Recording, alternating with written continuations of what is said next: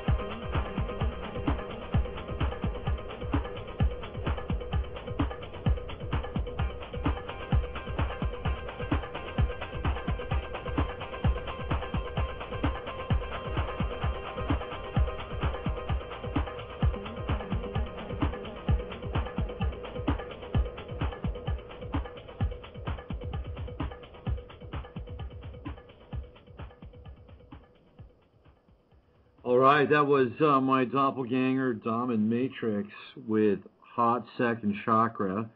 And, the theme music was a little extended tonight. Got off to a slight bumpy start because I'm still understanding the commands that Blog Talk Central demands me every now and then. So, but we got around it. And as I said, that was Hot Second Chakra by my doppelganger, Dom and Matrix. And tonight is it's May 2nd, and we're going to have on tonight the lovely and luscious and lascivious Alexyss K Tylor, straight from the dirty South, Atlanta, Georgia. That's what I'm talking about, the ATL. She's going to be here in about 10 minutes, and we're going to be talking about a lot of stuff, mostly the connection between sex and sacred sexuality, and we're going to talk for probably about the first hour. We're going to find out what she's all about. I discovered her through a friend on Facebook, and I started to peep her videos on YouTube, and they were really fresh and outrageous and extremely, how do I say it, fresh and outrageous. She was frank. She's really frank, and some people say she's vulgar. And you just have to kind of get past your sense of sensibility with her, because she's phenomenal. She brings a lot of truth to the table, brings a lot of realness, and she is. I think she's doing great work. She's really talking about the power, the sexual power of the male, sexual power of the female, how we bring them into balance, and how we find a spiritual connection between the two. and she doesn't pull any punches, and she doesn't mince words. And I promise you the next 2 hours is going to be incredibly enlightening. Let's put it that way, incredibly enlightening. I've got somebody on the line. It's a 914 area code. I'm wondering if it is Alexyss. If it is, we're just going to jump right into this. I mean, there's a lot going on in the world. We got oil spills in Louisiana, which are bad, really bad. We got a big pipeline break in Boston. So it's Neptune. Neptune is run amok with oil and water. And we also have the ongoing saga of the riots in Greece due to the IMF and the tamping down of their lifestyle and their economy, economic warfare. But we're gonna bypass all that right now. We're gonna drop down into the first and second chakra, and let's see if this is the goddess herself, Alexyss K Tylor, on the line. Hello, is this Alexyss? No, I'm just listening. This is Joanne. I'm just listening. Oh, hey, Joanne. Cool.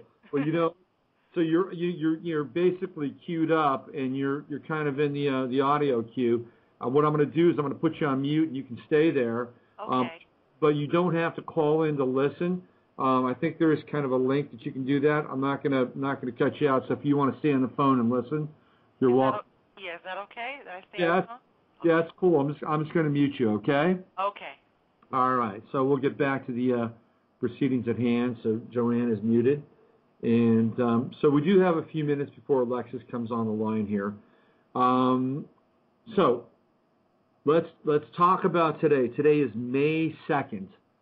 It is 2010, and is the day after May 1st. And May 1st is considered May Day, obviously. We know it is May Day. And if you look at the basic, we're talking really basic numerology of May 1st. We're talking one, right? The number one, which is really it's a phallic symbol. I mean, that's what the number one is. It is phallic. It is it's the Washington Monument. It is the sort of the connector between heaven and earth. That is the number one.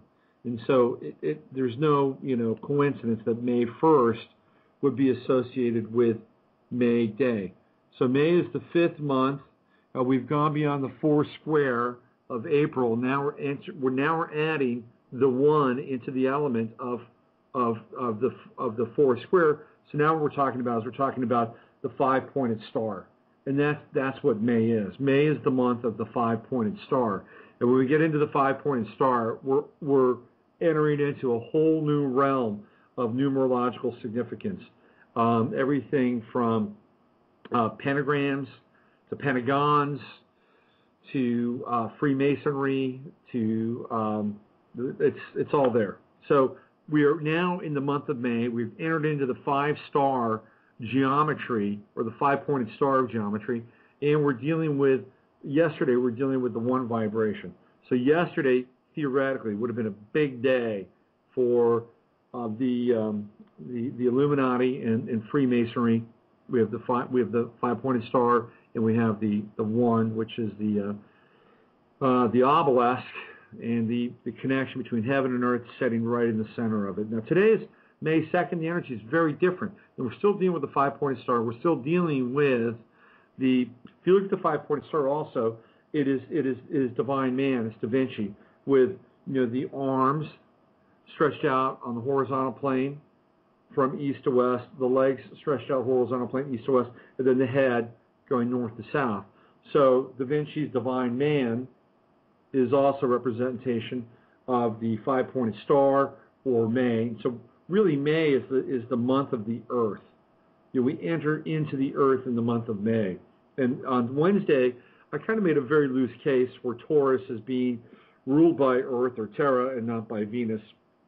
And so here we have the program, or the cosmology of the Earth in the month of May with the 5-pointed star and Da Vinci's divine man. But today is the 2nd of May, which makes the energy very, very different. So yesterday we had maypole dances, we had Morris dances, and then energy collapses, and now we have the 2. We have the 2 vibration, and the 2 vibration is a very feminine vibration, and it opens up to receive. So May 2nd is the day of the chalice. So if we really want to look at the first 2 days of May, we have the chalice and the blade. Yesterday was the blade, today is the chalice. These are the 2 holy days of May. They consecrate the feminine energies of the masculine and the feminine. And tomorrow, which is the 3rd of May, we enter into the Trinity of May, which is not just the masculine and the feminine, but we bring the third element or the third tripartite into the spiritual equation of May, which is theoretically what we call the Holy Spirit or pneuma. So we bring God into the equation on the 3rd day.